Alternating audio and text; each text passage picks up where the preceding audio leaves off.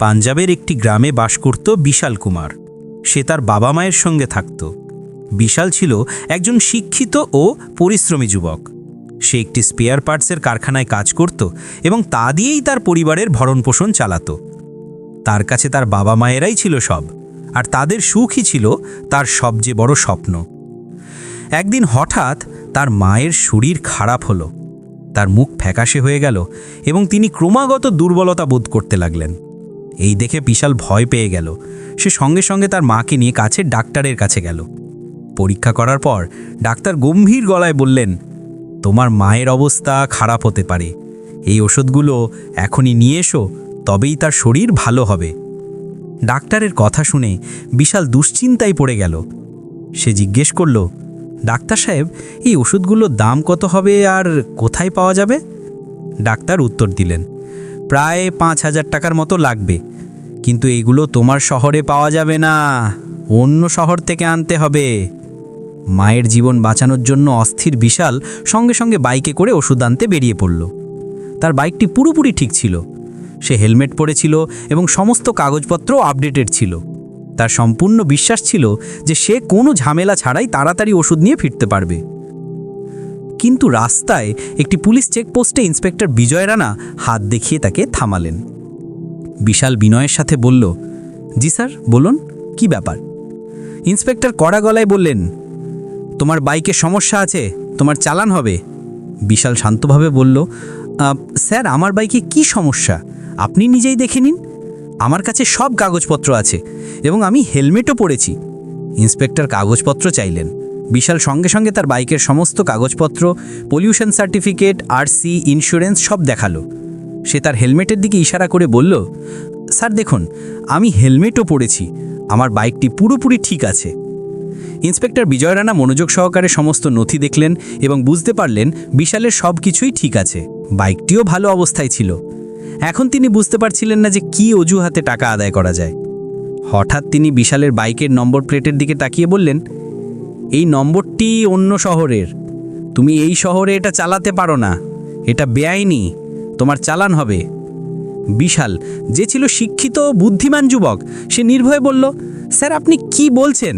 বাংলাদেশের আইন অনুযায়ী আমি আমার বাইক দেশের যে কোনো জায়গায় চালাতে পারি, সেটা যে কোনো রাজ্যেই রেজিস্টার্ড হোক না কেন। এর জন্য কোনো অতিরিক্ত পারমিটের প্রয়োজন হয় না। আমি বাইকের পুরো ট্যাক্স দিয়েছি এবং এর রেজিস্ট্রেশন সারা দেশে বৈধ। আপনার তো সবার চেয়ে বেশি জানা উচিত। ইন্সপেক্টর বিজয় রানা তার কথা উপেক্ষা করে কড়া গলায় বললেন, যদি এই বাইক নিয়ে তোমাকে সামনে যেতে হয় তবে আজ 2,000 টাকা ফাইন দাও, নইলে আমি তোমাকে এখান থেকে আর এগোতে দেব না। বিশালের মুখে উদ্বেগ স্পষ্ট ফুটে উঠছিল। সে হাত জোর করে বলল, স্যার আমার মা হাসপাতালে ভর্তি, তার শরীর খুব খারাপ, আমি তার ওষুধ কেনার জন্যই অন্য শহরে যাচ্ছি, দয়া করে আমাকে যেতে দিন। কিন্তু ইন্সপেক্টর এতটুকুও মানবিকতা দেখালেন না। তিনি বললেন, আরে টাকা দেবার সময় এলে সবারই নিজের মায়ের কথা মনে পড়ে, নাটক করো না, আর জলদি 2,000 টাকা বের করো, নইলে চালান হবে। এটা শুনে বিশালের রাগ হলেও সে নিজেকে সামলে নিয়ে বলল, স্যার আপনি যদি ভুয়ো চালান কাটতে চান তবে কাটুন, কিন্তু এটা ভুল করছেন। ইন্সপেক্টর বিজয় রানার আগে ফুসতে ফুসতে বললেন, খুব তর্ক করছিস, এখনই তোর সব নেতাগিরি বের করছি, এখনই তো 10,000 টাকা চালান কাটছি। এরপর ইন্সপেক্টর বিশালের বাইকের ছবি তুললেন এবং নম্বর প্লেটের ভিত্তিতে 10,000 টাকার একটি ভুয়ো চালান তৈরি করলেন। চালানের রসিদ বিশালের হাতে ধরিয়ে দিয়ে বললেন, নে এবার 10,000 টাকার চালান ভরিস, যখন পকেট থেকে টাকা যাবে তখন তো সব নেতাগিরি বেরিয়ে যাবে। বিশাল হতাশ হয়ে গেল। সে জানতো যে তার কোনো ভুল ছিল না, তবুও তাকে ভুয়ো চালানের শিকার হতে হলো। কিন্তু সে সিদ্ধান্ত নিল যে এই মুহূর্তে মায়ের জীবন বাঁচানোই সবচেয়ে জরুরি। সে আর কিছু না বলে সঙ্গে সঙ্গে সেখান থেকে বেরিয়ে গেল, অন্য শহরে পৌঁছালো, ওষুধ কিনল এবং সরাসরি ডাক্তারের কাছে গেল। ওষুধ পাওয়ার সঙ্গে সঙ্গে ডাক্তার চিকিৎসা শুরু করলেন। ধীরে ধীরে তার মায়ের অবস্থার উন্নতি হতে লাগলো। বিশাল যখন তার মাকে পুরো ঘটনাটি বলল তখন শুনে তারও খারাপ লাগলো। তিনি বিশালের মাথায় হাত রেখে বললেন, বাবা, এই পৃথিবী কখনো কখনো খুব নিষ্ঠুর হয়ে ওঠে, ভালো মানুষের সাথেও অন্যায় হয়, কিন্তু তুমি সবসময় সত্যের পক্ষ নেবে, পরিস্থিতি যতই কঠিন হোক না কেন। মায়ের এই কথাটি বিশালের মন ছুঁয়ে গেল। সে স্থির করল যে এই অন্যায়কে সে এভাবে ছেড়ে দেবে না। তার মনে একটি প্রশ্ন ঘুরছিল, আমার সমস্ত কাগজপত্র ঠিক ছিল, বাইক এবং নম্বর প্লেটে কোনো সমস্যা ছিল না, হেলমেটও পরা ছিল, তাহলে আজ 10,000 টাকা চালান কেন? এই সত্য সবার সামনে আসা উচিত। বিশাল সঙ্গে সঙ্গে পদক্ষেপ নেওয়া শুরু করলো। সে তার বাইকটি বাড়ির উঠোনে দাঁড় করালো এবং নম্বর প্লেট, চালানের রসিদ ও সমস্ত নথিপত্রের ছবি তুলল। এরপর সে একটি ভিডিও বানালো যেখানে সে পুরো ঘটনাটি বিস্তারিতভাবে জানালো। ভিডিওতে বিশাল বলল, আমার বাইকের সমস্ত কাগজপত্র ঠিক ছিল, আমি হেলমেট পরেছিলাম, তবুও ইন্সপেক্টর বিজয় রানা অকারণে আমার 10,000 টাকার চালান কেটে দিয়েছেন। এটা শুধু আমার সঙ্গেই ঘটেনি, অন্যদের সাথেও এমনটা হয় নিশ্চয়ই। এটা ভুল, আর এর বিরুদ্ধে আওয়াজ তোলা জরুরি। বিশাল সেই ভিডিও এবং ছবিগুলো সোশ্যাল মিডিয়ায় পোস্ট করলো। সে ঘটনার স্থান, সময়, এমনকি ইন্সপেক্টরের নামও স্পষ্টভাবে জানালো। একই সাথে সে জনগণের কাছে আবেদন করলো যে দয়া করে এই ভিডিওটি বেশি করে শেয়ার করুন, যাতে এই বিষয়টি বড় কর্মকর্তাদের কাছে পৌঁছায় এবং এই দুর্নীতির বিরুদ্ধে ব্যবস্থা নেওয়া যায়। মাত্র কয়েক ঘন্টার মধ্যে বিশালের পোস্ট সোশ্যাল মিডিয়ায় ভাইরাল হয়ে গেল। লক্ষ লক্ষ মানুষ এটাকে লাইক ও শেয়ার করলো। সবাই বিশালের সমর্থনে কমেন্ট করছিল এবং পুলিশ প্রশাসনের কাছে জবাব চাইছিল।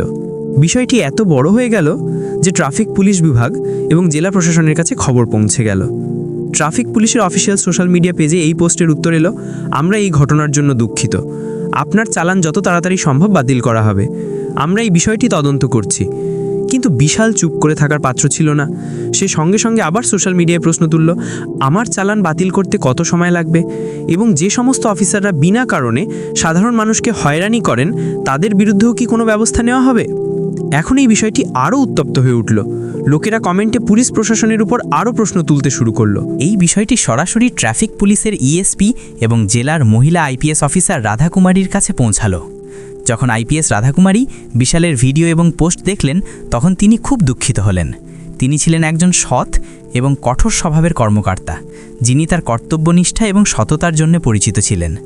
তিনি স্পষ্ট বুঝতে পারলেন যে এই ধরনের দুর্নীতিতে কেবল পুলিশের ভাবমূর্তিই নষ্ট হয় না, বরং জনগণের বিশ্বাসও ভেঙে হয়।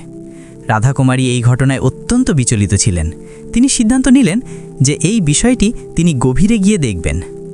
যদিও তিনি বুঝতে পেরেছিলেন যে ইন্সপেক্টর বিজয় রানা সহজে নিজের বাঁচানোর জন্য মিথ্যা অজুহাত দেবেন, তাই আইপিএস রাধাকুমারী একটি অদ্ভুত পরিকল্পনা করলেন যাতে ইন্সপেক্টরের আসল রূপ সবার সামনে আসে। আইপিএস ম্যাডাম রাধাকুমারী নিজের পরিচয় আড়াল করার জন্য দুধবালি সেজেছিলেন। একটি পুরনো বাইকের ব্যবস্থা করলেন, তার উপর দুধের ড্রাম বাঁধলেন এবং মাথায় একটি পুরনো হেলমেট পরলেন। এখন তাকে পুরোপুরি একজন সাধারণ দুধ বিক্রেতা মহিলা মনে হচ্ছিল। এই প্রস্তুতি নিয়ে রাধাকুমারী সেই চেকপোস্টের দিকে রওনা হলেন যেখানে ইন্সপেক্টর বিজয় রানা মোতায়েন ছিলেন। তিনি সেখানে পৌঁছানোর সঙ্গে সঙ্গেই আইপিএস রাধাকে কাছে আসতে দেখে ইন্সপেক্টর বিজয় রানা হাত তুলে ইশারা করে দাঁড়াতে বললেন। তার কণ্ঠে ছিল দাপট। আরে ওই মেয়ে, বাইক সাইডে রাখো। রাধা কোনো দ্বিধা ছাড়াই বাইকটি একপাশে দাঁড় করালেন।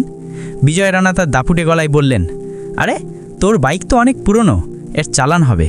দুধওয়ালি রূপে রাধাকুমারী হাত জোড় করে বললেন, স্যার আমি খুব গরিব মহিলা, আমি রোজ রোজগার করি এবং তা দিয়েই সংসার চালাই, আমার চালান কাটবেন না। তাছাড়া আমার বাইকের সব কাগজপত্র ঠিক আছে। ইন্সপেক্টর কাগজপত্র দেখার ভান করে বললেন, সব দেখলাম, কিন্তু তোর বাইক খুব পুরনো, এরকম পুরনো বাইক নিয়ে ঘুরলে তো চালান হবেই। রাধাকুমারী শান্ত সুরে বললেন, স্যার আইনে কোথাও লেখা নেই যে পুরনো বাইকের উপর চালান হবে। যদি কাগজপত্র ঠিক থাকে তবে চালান কেন? বিজয় রানা তার কথা উপেক্ষা করলেন এবং বাইকের দিকে দেখতে লাগলেন। তারপর বললেন, তোর হেলমেটও পুরনো এবং জীর্ণ, এর উপরেও চালান হবে। রাধাকুমারী বললেন, স্যার এই হেলমেট পুরানো ঠিকই, কিন্তু ভাঙা নয়, এর উপর আইএসআই মার্কও আছে, আপনি চাইলে পরীক্ষা করে দেখতে পারেন। বিজয় রানা ছিলেন হার মানার পাত্র নন। বাইকের চাবি বের করতে করতে বললেন, যদি এখান থেকে বেরোতে চাস তবে আমাদের খরচা পানির জন্য 8 থেকে 2,000 টাকা দিতে হবে, নইলে তোর বাইক এখানেই দাঁড়িয়ে থাকবে। রাধাকুমারী বললেন, স্যার আমি তো রোজ রোজগার করে খাই এমন গরিব মহিলা, এত টাকা কোথায় পাবো? এটা শুনে কাছে দাঁড়ানো কনস্টেবল একটু নরম হলেন এবং ইন্সপেক্টরকে বললেন, স্যার এনাকে তো সত্যিই গরিব মনে হচ্ছে, 800 টাকা নিন এবং যেতে দিন। ইন্সপেক্টর বিজয় রানা হেসে বললেন, হ্যাঁ 800 টাকাই দিয়ে দে। আর শোন, তুই মহিলা তাই 800 টাকা বলছি, যদি কোনো পুরুষ হতো তবে অন্তত 5,000 টাকা অবশ্যই চাইতাম।